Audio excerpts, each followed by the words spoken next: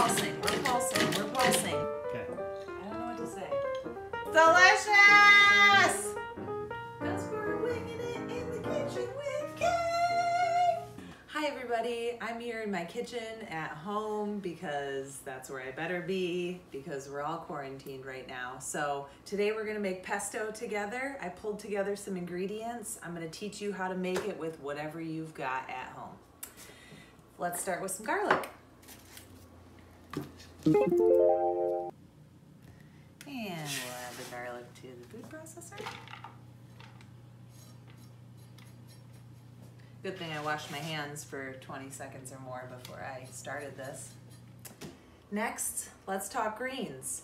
Today I have some fresh greens. It's a salad mix from my local community food co-op. Also, I'll be throwing in some nettles that I foraged yesterday on a hike. I went out looking for turkey tail, came home with nettles. What do? You make pesto. I also don't know how else to really eat nettles. Pesto is one of the only ways that I'm comfortable eating them, so we're gonna do that. I've got about 1.5 cups of nettles. We're gonna add about 1/2 cup of the fresh greens. The great news is you can use any kind of greens that you have around. Beet greens, chard, any kind of greens you're trying to sneak into your diet. Pesto is a great way to do it. So here we go. Greens in. Next we're gonna add our nuts. I'm using sunflower seeds. That's one of my favorites just because it's so darn cheap. They taste nutty and wonderful, but if you have a favorite nut or something else in your pantry to keep you from going to the store, I suggest you use that. Pecans, walnuts, pine nuts, if you're bougie. I'm gonna use sunflower seeds. I like to measure 1/4 cup in the palm of my hand. If you're not into that or you're cooking for other people and need to keep it sanitary, please use a measuring cup. Next, we'll add the Parmesan cheese. We're gonna add 1/2 cup of Parm. You can make pesto without Parm. However, I don't prefer it. I think it's kind of flavorless. So vegans, if you're tuning in, maybe this isn't the recipe for you, but this weekend we're gonna make some kimchi Bloody Marys, so tune in. All right, we'll do some salt and pepper to taste. This is just an art, not a science. As much pepper as you think. We'll probably add more because I like pepper and salt. But our Parmesan cheese is salty too, so let's not go nuts. Okay, lastly, before we put the lid on, we're gonna squeeze some lemon. This is another optional ingredient. You don't have to use lemon if you don't have any. But vitamin C kills coronavirus, so I mean, I would. All right, now, here we go.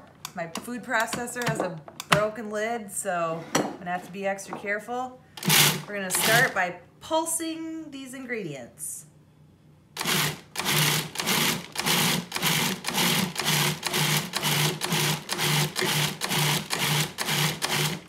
It's time to add the olive oil. In total, we'll probably add about 1/4 cup. You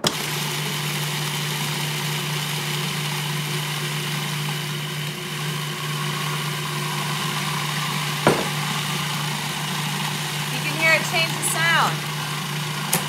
I'm gonna stop it. Ooh, that's looking good. Very, very green in there. Scrape the sides. Oh, it looks delicious and so green and healthy and wonderful. So let's give it a couple more pulses before we taste it.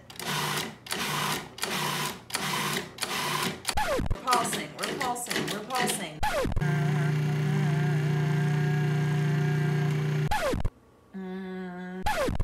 All right, we'll give it one more pulse.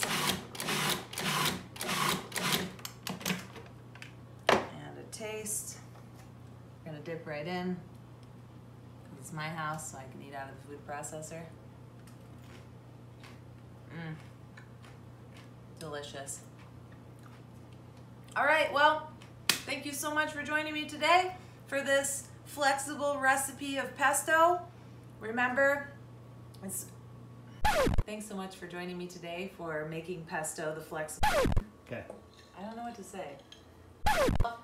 Thanks so much for joining me today for this. Well, I hope I had. God. Hank, I need you. Hank, my sous chef is here. Hank, he's gonna help me close this out to let you all know how grateful we are that you watched our video. You saw the flexible ways to make pesto today. It can be a lot of fun. You don't have to stress. You don't even have to go to the store. You can just scrounge up whatever ingredients you have, forget about the ones you don't have, and enjoy your pesto.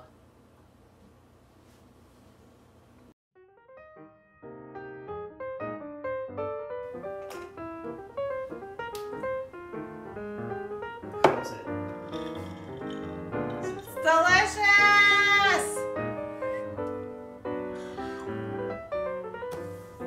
And